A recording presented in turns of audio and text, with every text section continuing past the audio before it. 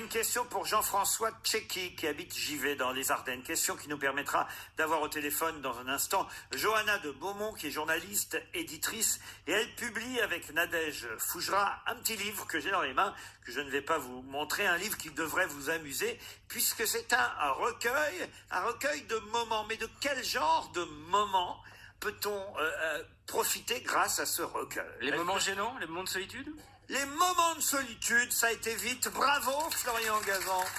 Les petits moments de solitude. Aux toilettes, par exemple? Un recueil de gaffes et autres situations cocasses. Voilà qui devrait vous amuser. Un recueil donc écrit par Nadège Fougeras. Et vous, Johanna de Beaumont, bonsoir. Bonsoir les grosses têtes. Bonsoir. Alors moi, il y a un moment que je trouve assez drôle.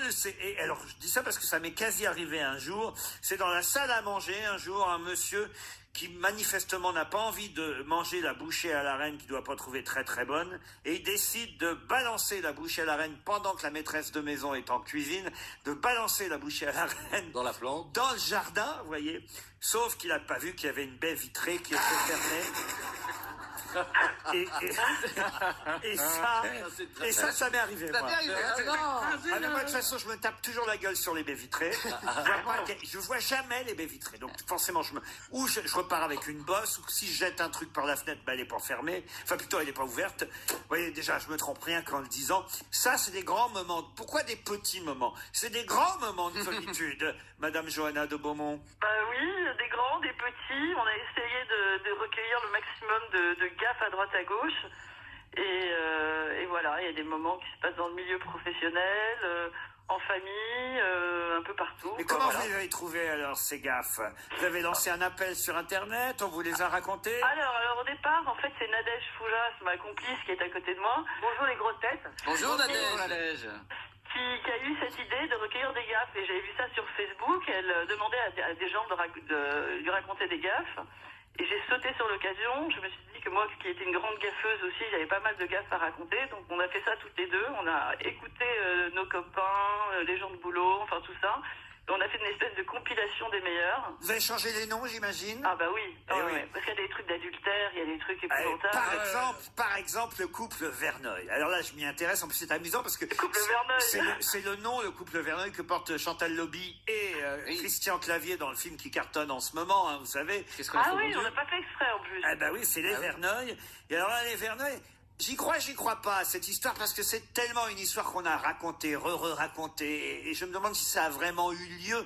Ça a d'ailleurs été aussi dans un film, je crois de Lausier, si ma mémoire est bonne. C'est l'anniversaire surprise qui tourne mal. Alors, l'anniversaire surprise qui tourne mal, vous, la version que vous nous en donnez, après vous nous direz où est-ce que vous l'avez trouvé, c'est un monsieur qui s'appelle Maxime, donc Maxime Verneuil, il a 49 ans, et sa femme, pour son 40e anniversaire, décide de lui organiser un anniversaire surprise de folie. Elle rassemble 50 personnes, elle envoie des mails et elle décide de faire ça évidemment à la maison, à l'appartement. Et évidemment, pour que ce soit une vraie surprise, là c'est la tuile, là c'est le truc qu'elle n'aurait pas dû faire. Elle dit à son mari qu'elle part en séminaire pour 3 jours à La Baule, donc elle sera pas là pour son anniversaire, vous voyez.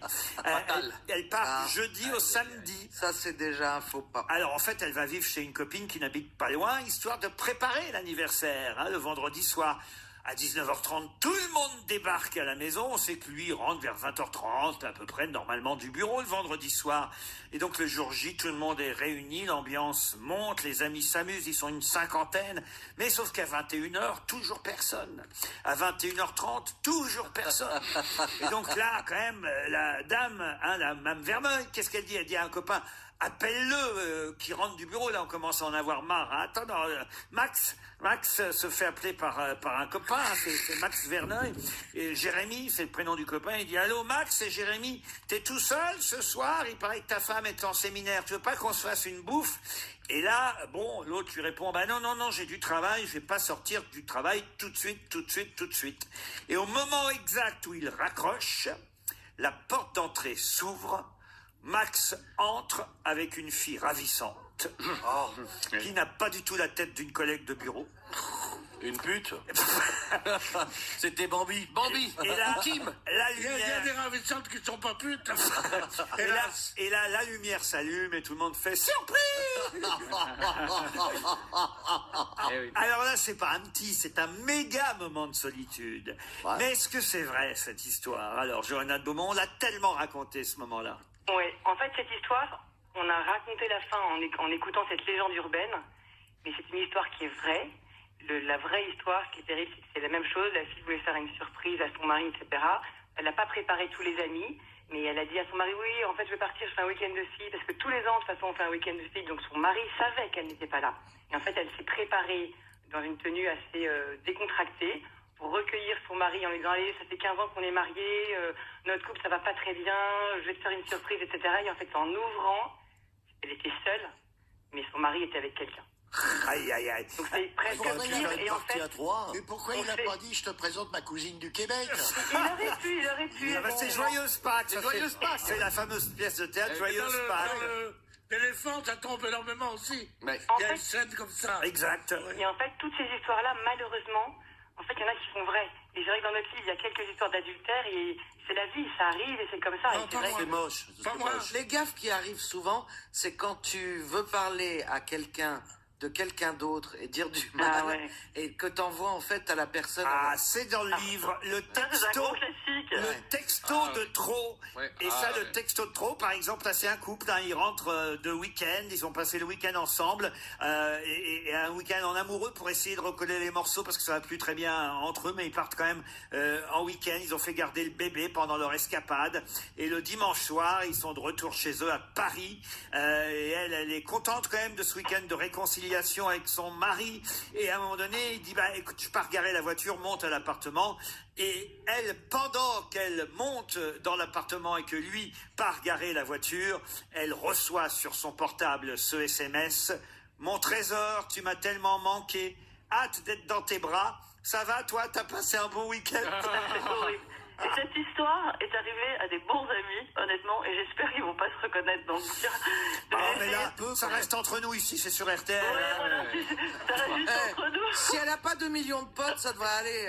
On pensait pas que ça passerait aux grosses têtes. On n'était pas sûr que ça passerait aux grosses têtes, en fait. Alors, il y en a plein d'autres, on vous conseille pour vous amuser, puis peut-être pour éviter ces gaffes. Petit moment de solitude, c'est aux éditions de Toucan, c'est bien ça? Édition du Toucan, ouais. On vous remercie toutes les deux. Merci à vous. Au revoir. Petit moment de solitude, gaffes et autres situations cocasses. Une citation.